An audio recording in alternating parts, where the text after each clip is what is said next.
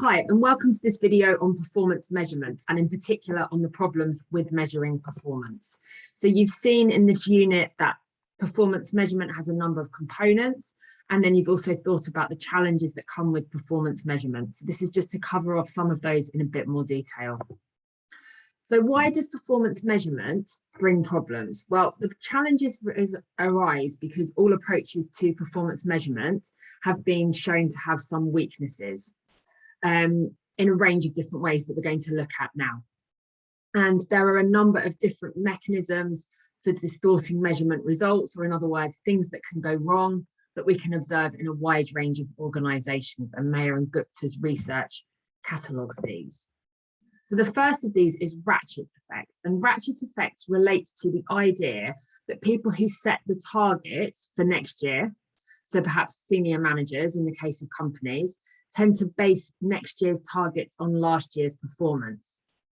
This means that you discourage people from performing really well in a given year, because then they'll be held to having to perform as well the subsequent year.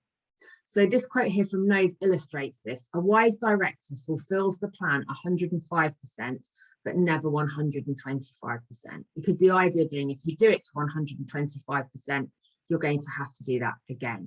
105% makes you look really good because you've met the target, exceeded it slightly, but you're not crippling yourself for the future by placing very high expectations on yourself and other people. The second problem are threshold effects. So measures put pressure on people performing below the target level to do better.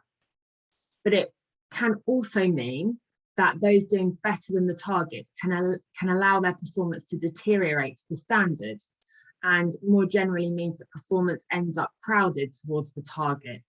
So in other words, if you're doing better than everyone, why put in the extra effort? You just need to do the same as everyone.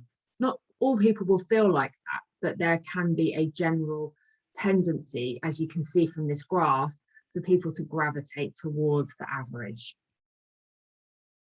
The third problem is output distortions, and these occur when attempts to achieve particular targets, whatever the company's targets might be, result in unintended consequences elsewhere. So for example, if you're a company who produces a service, so let's say you sell holidays, if you focus on service volume, so that would be how many people you sell holidays to, but not measuring the number of customer returns or people saying we're not paying for this, we want a refund, that may reduce your service quality. So by focusing only on sales and not on satisfaction, the quality of your product or service could be reduced.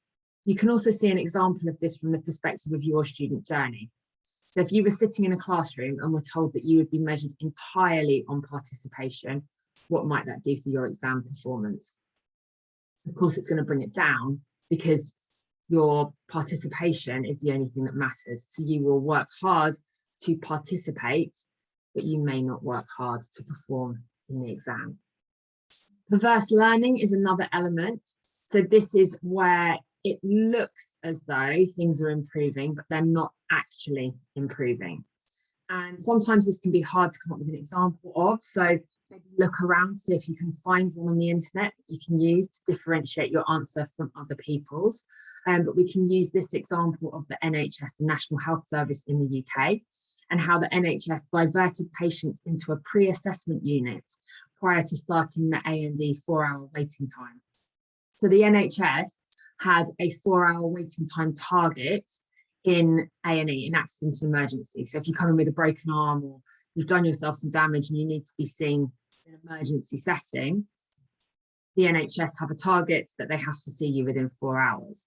Now, if they don't instantly check you in, but rather put you in a pre-assessment unit, then your 4 hours don't start ticking from the moment you arrive, but rather only begin to tick from the moment you're checked into A&E.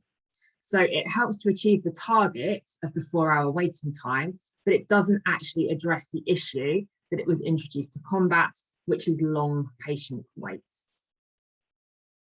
Sample selection is another problem, where if a company doesn't sample everybody, but only a small subset of people, then high performers will be selected for the sample and low performers will be excluded.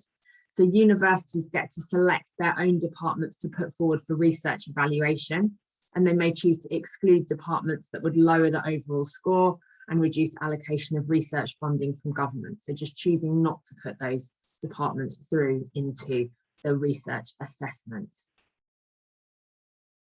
The suppression of difference is another problem. So if measures expose persistent differences, so differences that don't go away over time in performance outcomes, then they are suppressed. So if managers can't explain the persistent difference in particular measures between divisions and might be criticised as a result either of the difference or of their inability to explain the difference, then they might remove this metric or this measure when the metric choices are reviewed. So removing anything complicated or that doesn't paint a good picture. And then gaming. So gaming is a problem significantly and refers to the way that people may choose to game the system if they know what the system is.